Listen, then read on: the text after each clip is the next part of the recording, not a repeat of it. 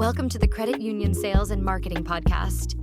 Your hosts, Bill McKenna, Paul Robert, and special guests discuss ideas for creating alignment in your sales and marketing efforts and ways to accelerate growth. Now let's get started. Hello, everyone. Welcome to the Credit Union Sales and Marketing Podcast. I'm Paul Robert. In the middle there, you see Bill McKenna. Hi, Bill. How you doing, buddy? Hey, Paul, I'm doing good. Actually, on my end, I'm on the left side, but I guess it really doesn't matter, right? Yeah, exactly. The producer and the editors, they'll figure all this out. You're on there somewhere. We'll introduce the third. We'll introduce the third person in just a second. But you know, Bill, we talk a lot about in previous episodes about the importance of people and the important role of people in the success of sales and marketing. Today we're going to focus a little bit on the top of the organization, with the people being the executives, the senior leaders, and the critical role that they play, and I guess generally having some consistency and the importance of that as we move forward and the credit union tries to grow. What do you see in regards to those senior folks at credit unions that you work with? Yeah, I'm so excited about this conversation today, and you're going to introduce our guest in a moment, but it is so important that we have strong leaders in the industry. There's so much change happening. It's happening so fast, and I think that's going to be a lot of the discussion we have today about the importance of the right leaders in the right seats. Yeah, so let's get into it. Tammy O'Hara, great to see you as always. We go back so many years. It's one of those things where I don't want to say how many years because that'll date both of us. Although I think you look younger than you did when we first met, but that's okay. Check the email, Paul. Hey, food works better. Food and drinks. Tammy O'Hara, your title is Executive Benefits Consultant at Park Street Partners. First of all, tell us about the title. What does that mean exactly? What do you do as Executive Benefits Consultant? Absolutely, Paul. We view executive benefits as SERPs, Supplemental Executive Retirement Plans. There are other things in addition to that, but that's the big one. A lot of people will be more common with it if they've heard the term golden handcuff. So it doesn't lock them in completely to their job, but it helps the credit union make sure that executive stays for their career versus just a piece of it, so that there's continuity and succession. Yeah, cool. So you're working with credit unions of all shapes and sizes, correct? Absolutely. I think our smallest credit union when we initiated a plan with them was mid-20s, 20 million. Okay. And our largest credit union that we work with is over 20 billion with a B. So it doesn't matter your size. It's not a cookie cutter approach. I chuckle when I hear you say that because there's such a difference in a 20 million versus a $20 billion credit union, but it exists. It's true in our industry. Hey, before we get off of it too much, Tammy, I don't want to forget to talk about Park Street because you guys have got some exciting changes coming. So would you mind taking a minute or two and tell us about Park Street, please? Absolutely. Well, Park Street Partners rolled out in, it was, I think, October of 23. Our group was formerly known as OM Financial Group.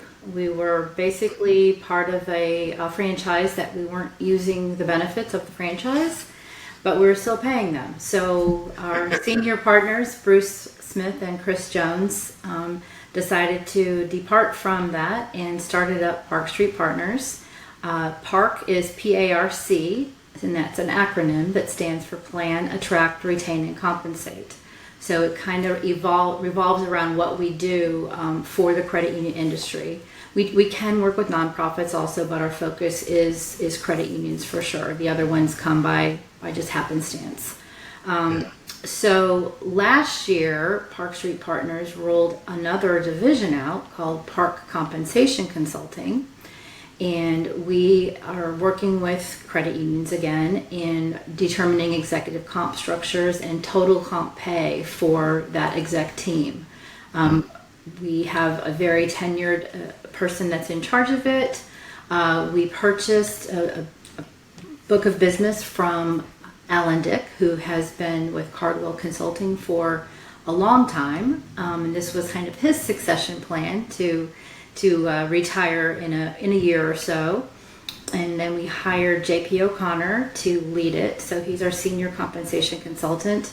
Like I said, it kicked off in, I think, September of last year, and we hired another compensation consultant already that started in January because it's taken off that much and we've had that much new business right away. So we're thrilled.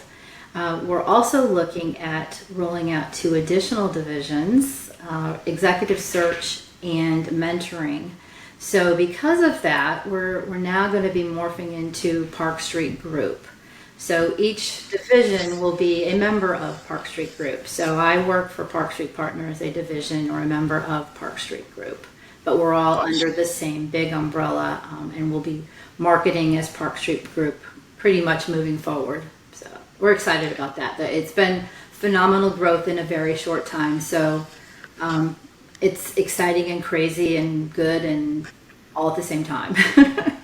I'm impressed that you could remember all that and you could, easily communicate all that. Yeah, I would have tripped over my tongue 3 or 4 or 6 times. So, Tammy, if I could, Paul, just real quick.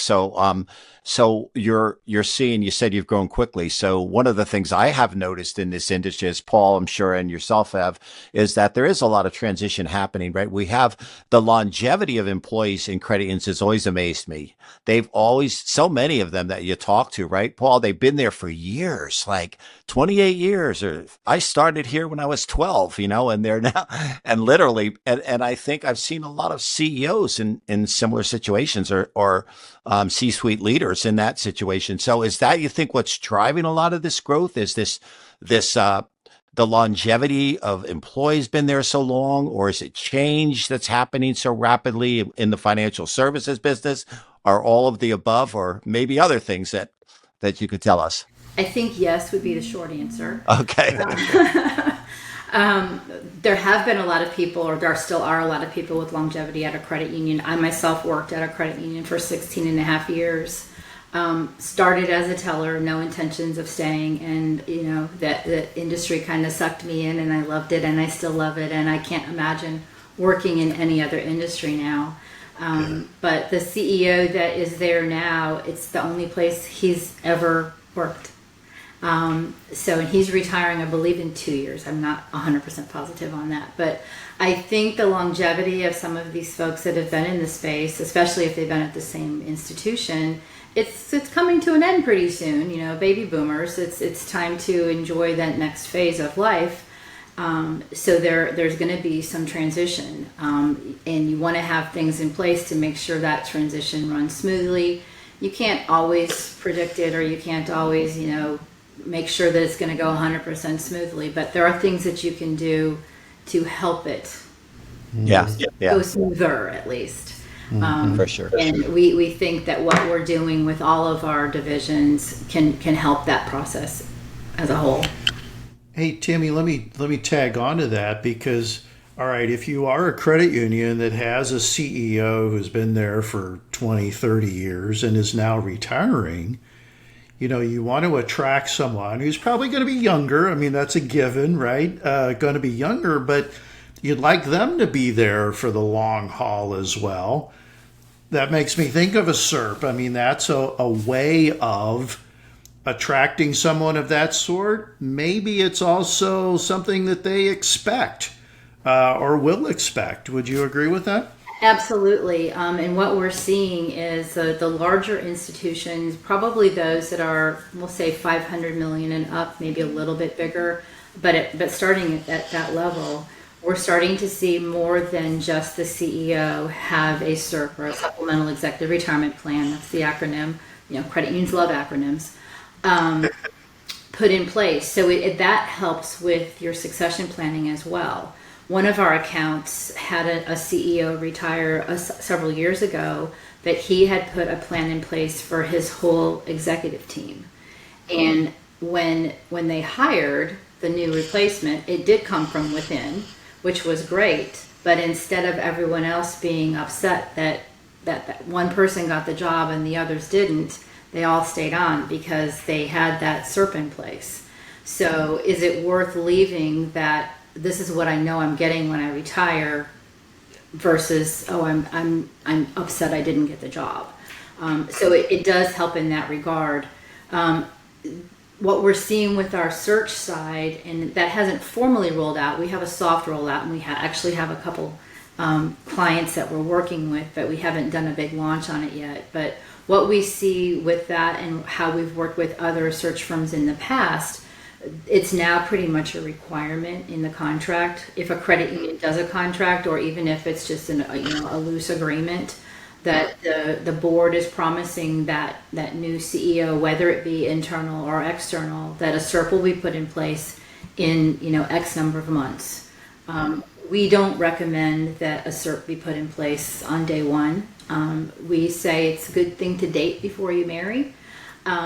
So even if the person has been an internal candidate, putting them in a different position can change how they manage, can change perspectives. I'm sure you both have seen that. Yeah, so, and it's not always good. So the board needs to make sure that it's a good fit culturally, financially, strategically for external or internal before they put that SERP in place. A difference when you put the SERP in place with an internal, you generally start we're vesting a little bit stronger, meaning that portion is fixed at a higher percentage to begin with than having to wait 3 or 5 years or 10 years or whatever vesting period we end up working with the board on. They'll give them benefit for, quote, time served. Tammy, so obviously, sales and marketing podcast, we always talk about sales and marketing, and what we're talking about is growth, right? We're talking about growth and strategy. And almost every credit union, well, they have to be thinking about the future growth and strategy. And so the role that leadership plays in that growth and strategy is so important. And I know you have some marketing background, as I do, of course, and Paul certainly as well, but culture. But bringing that together, right, with a new leader or a leader that was part of the team that might have different ideas, because I've seen that too. I've seen people that are sitting right under the leader that may have some new ideas and maybe even better ideas in some ways than that existing leader. So combining that together, it's all about, right, looking at the future, about growth, about change, about making things happen, because I keep saying credit unions don't have, a lot of credit unions I talk to, they don't have another 5 years to just sit back and wait. They have got to make a move. And it's there's a lot of change happening in our industry constantly. And again, Paul, I'm sure you have some comments related to that as well, as far as what we see about people engaging them, getting involved and building a culture around the right things for the future growth of an organization. Well, and Tammy, that's why I like what you said about, when you get a new CEO, make sure that they're going to stay. But once they do, lock them in, because you need that consistency. There's nothing worse, I guess there are things worse, but nothing as damaging to a culture as constant turnover, right? So that you don't think about it, but something like a SERP can really play an important role in maintaining that consistency of your culture. Oh, absolutely. And, turnover costs a lot of money, and the higher up the ladder, the turnover costs even more. So we have seen, and Bill, you mentioned the change. That's one thing that we've talked about too. There's so much change going on in the industry from every facet of it. Credit unions are merging left and right. I think I saw 2 in the e-blast this morning. It's almost not daily, but almost it's for sure weekly that you see mergers happening. All the technology changes, all of the AI and the financial wellness, everything is changing at a super rapid pace. So leaders need to make sure that they can do that as well. And when the credit union board finds someone that has those characteristics and those strengths to manage all those areas, and not saying that he or she does that himself or herself. Obviously you have a team, but it takes that talent to put that team together and to keep that team in place. So, having the strategic ability to impact all areas of the credit union is important. And, obviously you're the marketing guy, Bill. So, marketing your credit union and making sure that the community is aware of it and that what great benefits a credit union provides, that's got to be first, one of the first things that they work on. But the culture, the financials, obviously, as well, or they might be having a call themselves to say, hey, we want to merge you in.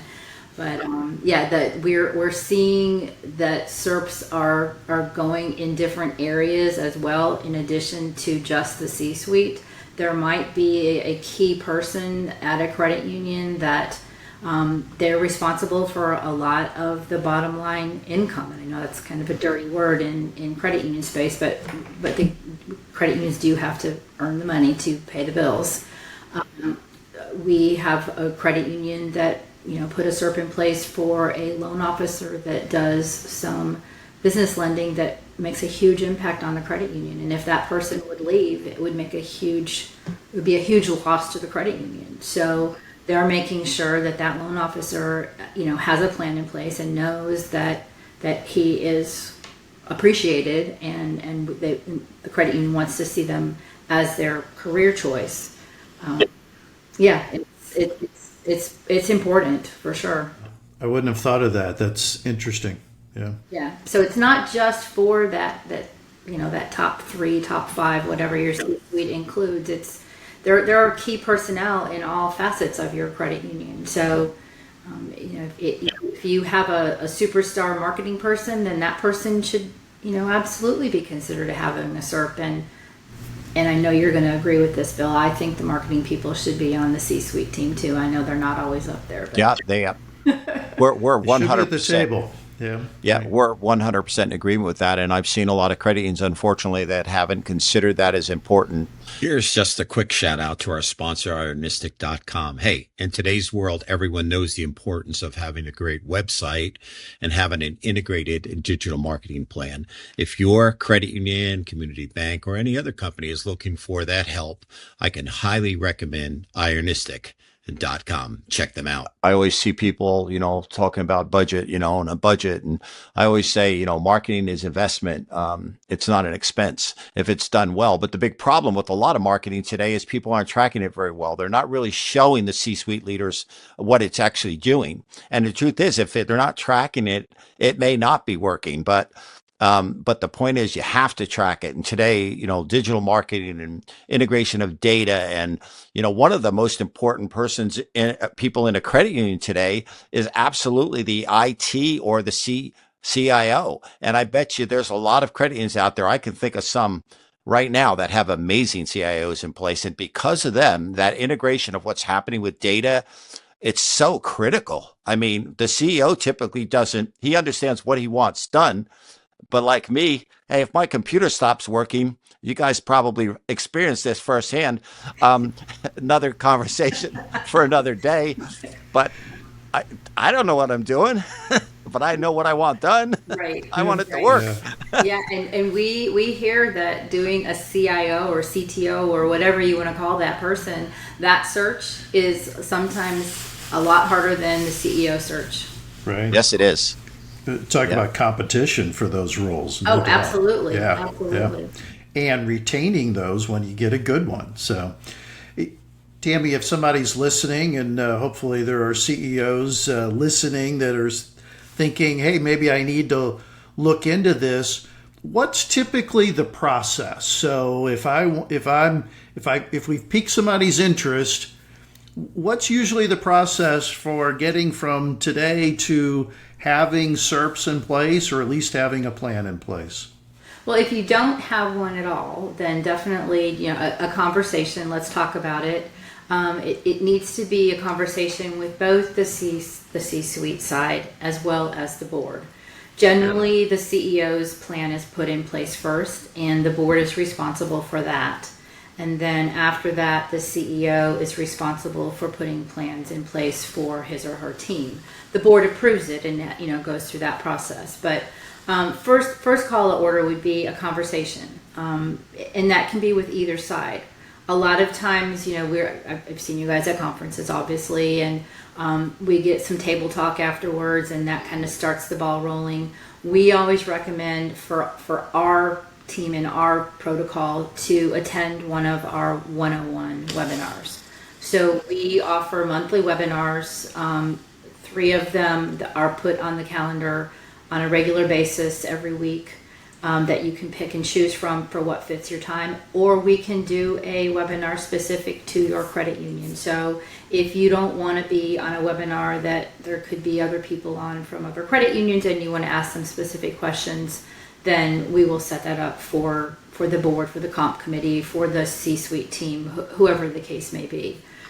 So education is paramount in what we do. It's so critical that the board and the management understand what they're getting into. We've gone to conferences and done our explanation and, our little quick commercials and explain what a SERP is, and have had attendees come up to us afterwards saying, wow, thank you for explaining what we approved last month. We didn't understand. So you're laughing, but that's scary. Boards are responsible for their fiduciary responsibility for the credit union, and how we do it, it's a loan, so the credit union is going to get it paid back, but there's different ways that it can be funded, and you need to be really careful with the options that are out there. We go the safe and sound route, and we follow the credit union model. We don't want to play with the risky stuff. Some of our competitors do, that's all I'm going to say. But we are happy to, if you have a plan in place, we are happy to review your plan, basically kind of give you a second opinion and say, this looks great, or you might want to go back to your provider and ask these questions, and we'll do that as just a free service, because we feel that strongly that everyone needs to understand what they have and what they should expect to get when they retire, and hopefully what they're told they're going to get and what they end up getting are the same. We can proudly say that all of our plans are performing as projected at the beginning or better. Not everyone out there in the industry can say that. Yeah. Hey, Bill, you know what impresses me about that, what Tammy just talked about, is it sounds like what credit unions should be doing for their members. The education, taking the time to help them look at what they have today and understand it, but then also plan for the future and prepare for the future. It's really a similar process to how credit unions should be approaching their members and that relationship with their members. So love that synergy there. Yeah, and I think today that, hey, none of us know everything, right? None of us do. We might have an idea or heard of something, but all of us have our strengths and our weaknesses. And I think that a lot of CEOs themselves that might still be in a position where they're growing, they're learning stuff. We should all want to learn regularly more, because we don't know everything. We have to surround ourselves with people that can really make us better.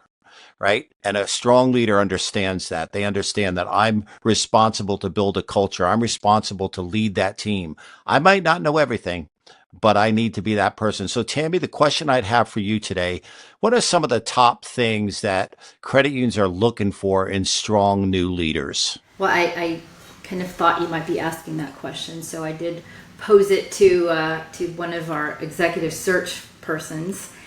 And so she and a couple of team members actually gave some feedback, and we all were on the same page. I didn't have them, do a group reply. So it was really interesting to see that we all are on the same wavelength, which is fantastic, obviously. Strategic agility, which we mentioned earlier, you need to be aware of all of the areas and components in the credit union. You don't have to be the master of all of them, but you need to be aware of them and make sure you have the right people in the place. People that are forward thinking, innovative, and willing to take smart risks. You can't take all risks, but you have to be willing to take a risk. And a lot of times those risks are going to pay off. Sometimes they don't, and it's a lesson learned. But hopefully you have a plan in place that if that attempt doesn't work, then here's what's going to happen, and you have your alternative route. Those are probably some of the bigger areas, just knowing there's so much out there, and adaptability. Yeah. That's interesting, and it really is a shift, guys, from what the model has been in the past. Tammy, you alluded to it, and Bill, we've talked about it before, about how many CEOs that grew up in the credit union. Like you said, Tammy, they started as a teller, and 30 years later, they're the big chief, right? That may not be the model that we're looking at in the future, because something like strategic agility requires a CEO having previous experience at other organizations and other retail establishments and so forth. So it is no doubt a new and different model that we have today, and it requires a different process for identifying and selecting those C-level leaders as we move forward. And then once you have them, just to kind of like circle back on it, making sure that you keep them is key. So, and when you get a new person, say you hire a new CEO or a new C-suite person, period, and you bring them from the outside, odds are you're going to end up paying a whole lot more money than what you paid the person that is retiring or left for a different job. And that is sticker shock. That is huge sticker shock versus what if you bring someone up, they're going to get paid less. And in fact, one of our JP O'Connor, who is part of our compensation team, he just wrote an article. It'll be released this month on CU Insight about the pay differentials between internal candidates and external candidates. And we see it. It's more prevalent, especially in a negative way, when it's a female leader. Mm-hmm. So that's interesting.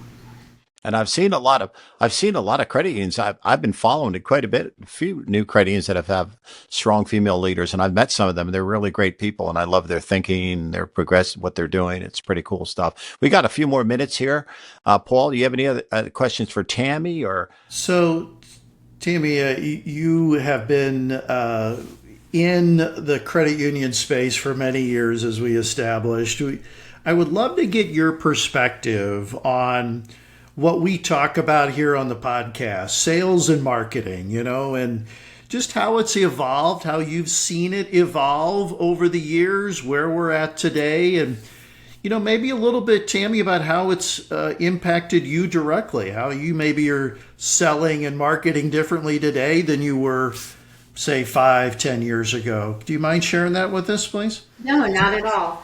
A lot of years actually translates to 37 this year. Okay. I started at Fairwinds when it was a Navy Orlando Credit Union on July 5th, 1988.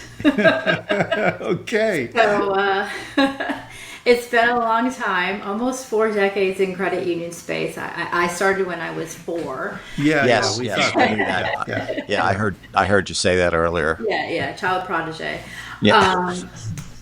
So you don't think when you're working the front line, the teller line, oh, I'm not a salesperson, but you are the front face of the credit union at that point, and you are a salesperson.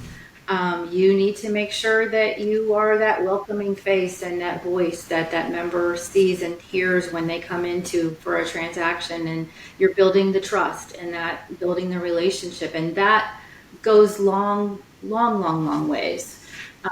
Like I said, I started as a teller, and I moved up into, I left the credit union as CEO of the QSO, but we were responsible for all of the insurance and investment products at the credit union, which were cross-sold by the branch at the front line, loan officers, etc.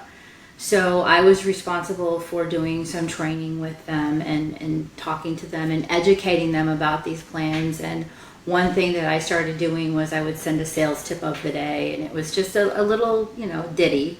But one thing that I learned, and I don't remember who I heard it from, but I kept telling them, you're not cross-selling, you're cross-telling.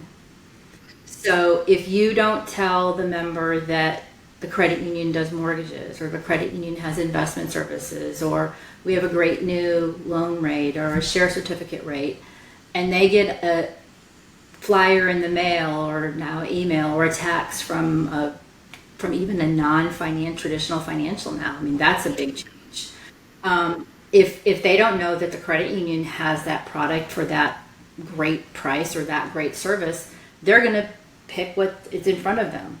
So, that still stays, top of mind to me, that if you need to make sure that your members know what you have and what you do and what you can do. And community outreach is even more apparent now.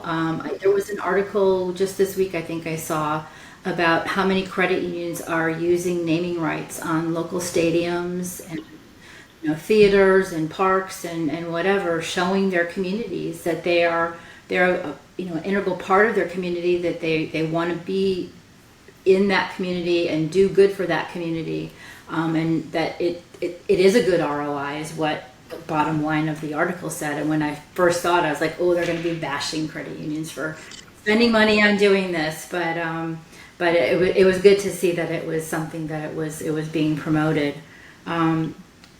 Accountability, I mean, that goes hand in hand with educating the members. Trust, we already said that. We are seeing more and more, or I'm guessing you guys are too, in more of the community outreach with the financial wellness. I think one of you mentioned that we should be doing that more with our members. So you're seeing more and more credit unions put websites or links on their pages, or providing educational seminars or conferences or Zooms or meetings, financial counseling. Folks can get certified to be a financial counselor for their credit union. That's important, and that's part of marketing. You're marketing to that community. You're marketing for future members and helping them help you, and vice versa. It's a symbiotic relationship, truly. Getting that brand out in the community is such an important part. Everything you just mentioned it's all about that, right? It's about getting in front of people and finding the right thing. Of course, every credit union has a different mix of how they do that, what they do, the people they have. But we all know that they all have similar goals and problems with that. And, wrapping this up today, Paul, I think, we're seeing more and more credit unions that are just really realizing, like I said earlier, that they have got to do some things, make some things happen. Many times that's leadership. And Tammy, I really appreciate you coming on today. This is a conversation that we could talk about for a very long time, and talk about a lot of stories of who's a good leader, who's not a good, what we've seen, what we haven't seen. But Paul, if any final comments for you today? I think the point we've made a couple times here, Tammy, is the old saying, what got you here isn't what's going to get you there. And I think the changing in everything related to senior leadership at credit unions, that pertains to them too. How we look at those roles, how we really profile those individuals that are going to fill those roles. And then to your point where we started, how we compensate them and what that partnership looks like. It's all changing, and it needs to change in order for credit unions to continue to evolve. Agreed. And I think I'll add on to that. I might get in trouble for this. I think that education and that changing and evolving of thought processes and whatnot also needs to be transferred to the board side as well. I thought you were going to go there. Yes, agree. No, we agree with that 100%. Totally. It's so important. Yeah, I thought of that when you were talking about the pay differential. Oh, yeah. I thought of boards that. Yep. Yeah. One thing, we tell board members, and like I've had lots of conversations. Obviously, I've been with the executive benefits team for almost 8 years, and we'll have the conversation, and a board will say, well, why would I want to do this? Well, we want to make sure that you're retaining and rewarding them for doing a job well done, and it helps with continuity and succession planning and all that, and you're giving all the right reasons. And a reply might be, well, he or she gets paid enough, they don't need any more. And some board members have pensions. Some credit unions do still have pension plans. They're kind of the dinosaurs out there, but they are still out there.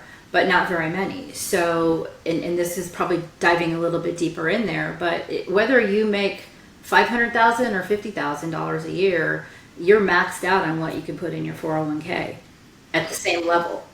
So you're not saving the same percentage wise, and that's what these plans help. They fill that void, that gap, so to speak. Yep. So the compensation is more than just the pay. It helps you attract the talent. It helps you keep the talent. It helps you get more talent. So it's great when we see credit union boards realize that is an important factor. And we just got a nod to work with a very small credit union because their board realizes what a great job the CEO is doing, and they don't want to lose her. We had another credit union that said they were going to do something for the CEO, dragged their feet. Guess what? He left for another credit union. Plan in place. So you took a risk that probably wasn't a good risk on their behalf. But now making good decisions and continuity is so important. But Tammy, again, I really thank you for your time today. This has been good. Like I said, we could keep talking. There's a lot to talk about here for sure. I'm sure you're having a lot of these great conversations, and I'm glad you brought up the part about the board of directors. That was an important point you brought up, and a really valid one. So, Paul, hey, as always, great to see you. And we'll look forward to catching you the next time on the Credit Union Sales and Marketing Podcast. And all you guys have a great day. Talk again soon.